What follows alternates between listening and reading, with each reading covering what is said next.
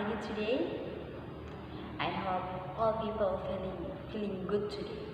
Okay, welcome to my video, and in this video we will learn about the new material, and this material is continue of the new material last week, and this material today is about storytelling. Do you know what is the storytelling? Okay, material today is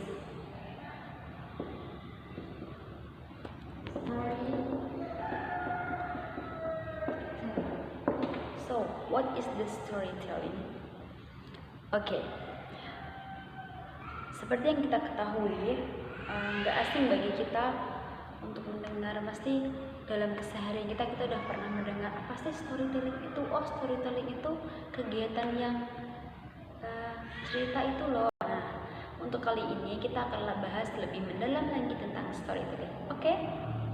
Oke, first is the definition of storytelling. Storytelling describes the social and cultural activity of sharing stories, sometimes with improvisation, theater, or amusement. Jadi storytelling itu adalah kegiatan bercerita di mana di dalamnya tuh menghubungkan peran-peran sosial, menghubungkan improvisasi, mimik wajah, gerak tubuh, dan emosi yang ada yang diluangkan oleh seorang pencerita di dalam sebuah cerita. Seperti itu. Nah, jadi kegiatan storytelling itu dapat digunakan sebagai kegiatan untuk sharing atau sebagai media pembelajaran. Nah, biasanya kali ini kita akan membahas storytelling dalam kegiatan proses belajar mengajar. Karena kan di SD, SMP atau SMA, bahkan kuliah pun di university, usually using storytelling to tell the stories or to explain the stories and any other. Okay, this is the definition of storytelling, and next is the function of storytelling. Jadi apa sih kegunaan storytelling itu? Nah, kegunaannya adalah storytelling can be used as a method to teach ethnic values and cultural non-difference. Learning is most effective when it takes place in social environment.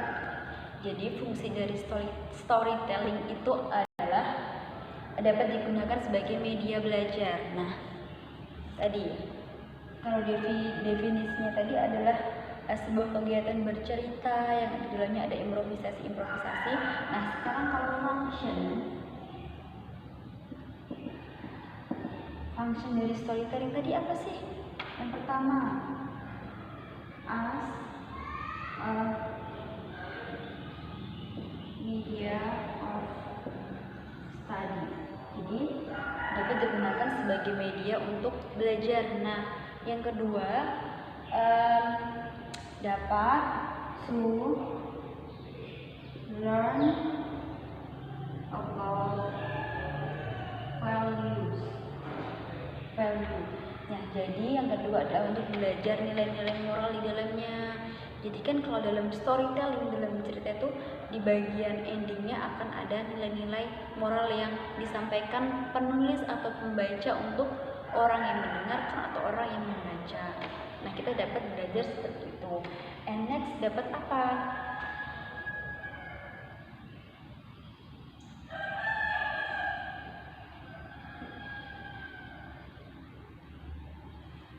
I'm sorry.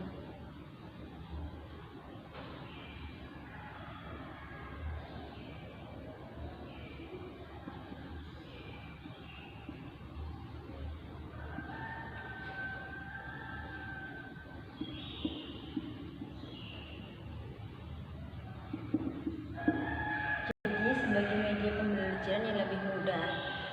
Kenapa bisa disebut sebagai media pembelajaran yang lebih mudah? Dapat kita ketahui bahwa banyak orang yang belajar itu susah kalau kita membaca sendiri. Nah, dengan storytelling ini tadi, biasanya kita tuh dapat belajar lebih mudah gitu. Kita mendengarkan cerita dari orang lain, jadi kita dapat mengetahui makna-makna yang ada dalam cerita tersebut gitu. This is the function. And next is type of stories. Okay, the type is there are many types. There are the quest, the journey, comedy, underdog, tragedy, and rebirth, and any other. Jadi banyak banget jenis-jenis cerita yang dapat di storytelling kan. Bahkan bukan hanya cerita saja, kayak seperti kejadian-kejadian atau apapun itu biasanya dapat kita ceritakan kepada orang lain. Nah, biasanya storytelling ini menggunakan teks yang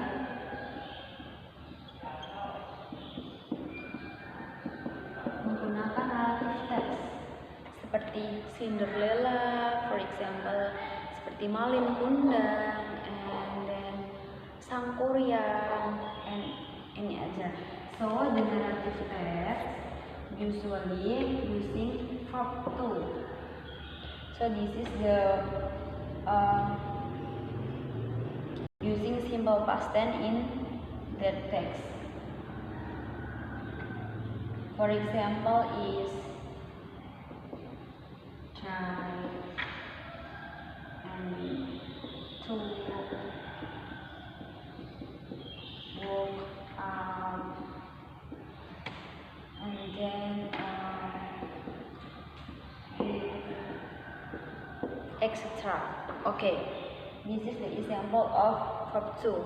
And the next is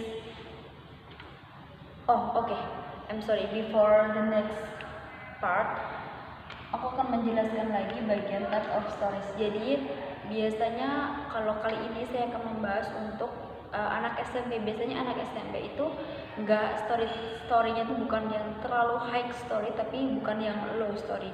Kalau yang low story itu biasanya untuk anak-anak SD yang digunakan hanya untuk menghibur, untuk menambahkan minat membaca, untuk kayak menceritakan kejadian-kejadian yang menarik untuk anak-anak.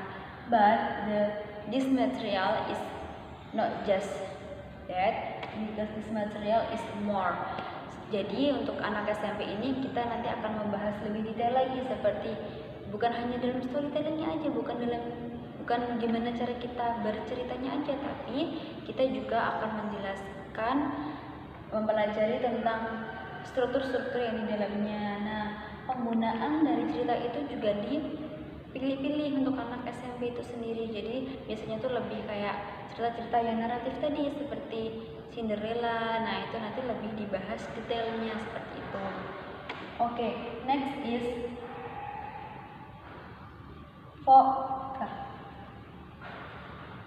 five parts of a story structure. Okay, the 5 parts is exposition or introduction, rising action, climax, falling action, and resolution. Jadi maksudnya di sini tuh apa? Maksudnya kelima part itu yang pertama itu adalah introduction.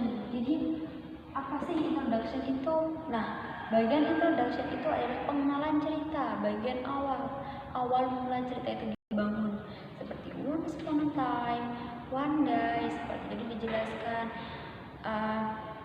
awal mula dari cerita itu tuh ada gitu. Maksudnya kayak suatu hari di sebuah desa hiduplah seorang, nah seperti itu bagian introduction, pengenalan awal. Oke, yang kedua is rising action.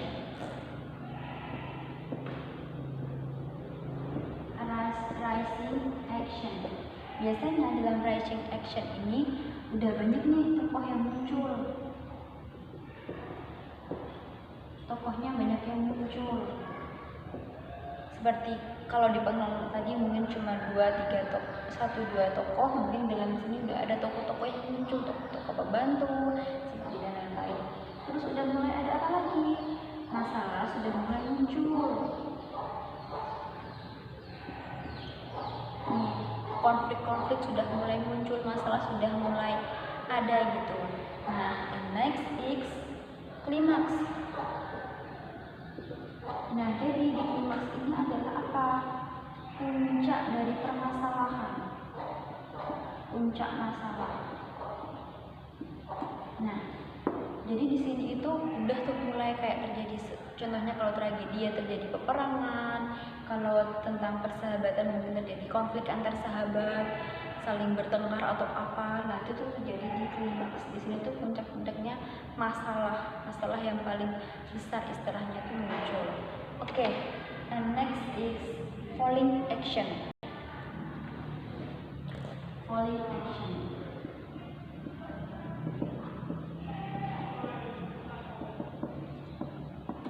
Nah, falling action itu bagian apa? Di dalamnya itu apa? Nah, di sini itu biasanya sudah mulai ada solusi dari permasalahan ini. Solusinya di sini. Sudah mulai ada solusi, terus sudah mulai reda, masalahnya udah mulai turun, udah mulai down, terus berkurang masalahnya. Karena kalau sudah ada solusi kan udah ada titik keluarnya. Nah, itu di falling action. And the last is resolution.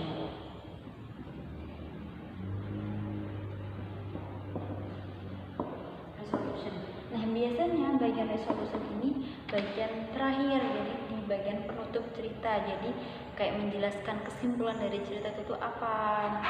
Biasanya ada kesimpulannya, terus ending dari cerita itu apa, happy ending, sad ending atau gimana. Biasanya jelaskan, oh di akhir cerita itu mereka hidup damai, mereka hidup bahagia, seperti itu. And next, biasanya di resolution itu dapat apa? Moral value. Nah, we find the moral value in this part. The part is resolution. Jadi kita dapat menemukan moral value-nya itu di bagian resolution, seperti itu. Oke. The next part is 6 element of a story. Jadi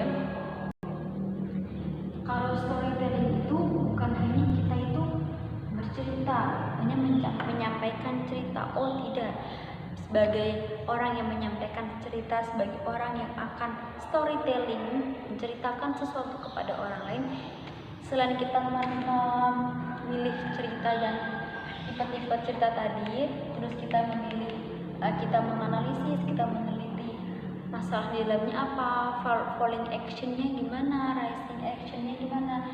Tapi kita juga harus meneliti secara sama tema dari cerita itu, seperti itu. Nah, oke, 6 element is yang pertama ada tema, setting, plot, characters, conflict, point of view, and moral value. Oh sorry, this is C7. No, 6. Oke, yang pertama itu tema. Jadi apa sih tema dalam cerita itu tadi gitu. Terus setting itu latar tempat di mana cerita itu terjadi. Biasanya itu nggak cuma ada 1-2 ya. Kalau ceritanya beda-beda tempat kan ada banyak setting gitu. Terus plot, alurnya menggunakan alur maju, alur mundur, atau dua-duanya yang alur maju dan mundur. And next, karakter. Jadi karakter apa aja yang dalam cerita tersebut, itu. Terus konflik, masalah tadi, masalah-masalah yang ada dalam cerita. And next is point of view. Nah, jadi bagi seseorang yang akan men-storytellingkan kepada orang lain, menggunakan point of view yang keberapa nih, sudut pandang ke-1, 2, atau 3. And the last is moral value. Nah, apa sih pesan yang ingin disampaikan seorang penulis atau pembaca kepada yang akan membaca atau yang akan mendengar gitu. Oke. And next is storytelling is important. Why storytelling is important? Because storytelling has earned its place as the most important tradition human possess. The most important reason for this being that every story contains a lesson to instruct the audience. Jadi storytelling itu penting. Nah, buat apa? Buat mengajarkan tadi, listen, pembelajaran, untuk mengajarkan moral value kepada orang lain. Biasanya juga bisa menjadi sebagai media hiburan, seperti itu. Jadi storytelling itu malah bisa digunakan sebagai tradisi apa? Sebagai media pembelajaran yang mempermudah bagi student to learn more about the stories gitu. And the last is the effective of storytelling. Effective storytelling involves a deep understanding of human emotion, motivation, and psychology, order to truly move an audience. Jadi, efektif dalam storytelling itu apa? Sebelum kita menyampaikan, bagi seorang yang akan menyampaikan cerita, we must to understand that the story. Jadi, kita harus mengetahui dulu cerita itu. Okay, for the segment today, I have one example for the story, and please read the story with storytelling. Okay, now we read together. Snow White. Once upon a time, there lived a little named Snow White. She lived with her aunt and uncle because her parents were died. One day, she heard her aunt and uncle talking about leaving Snow White in the castle because they want to go to America. Snow White didn't want her uncle and aunt to do this, so they decided to run away. And the next morning, she ran away from home when her aunt and uncle were having breakfast. She ran away into the wood. In the wood, she felt very tired and hungry. Then she saw this cottage. She knocked, knock, knock, knock, but no one answered. So she went inside and fell asleep. Meanwhile, 7 crows were coming home for work. They went inside. There they found Snow White woke up. She saw the crows, and the crow said, "What is your name?" And Snow White answered, "My name is Snow White." And one of the doves said, "If you wish, you may live here with us." Snow White told the whole story about her. Then Snow White and the 7 crows lived happily ever after. Okay, this is the example of Snow White and read by storytelling. Okay, I think enough for today.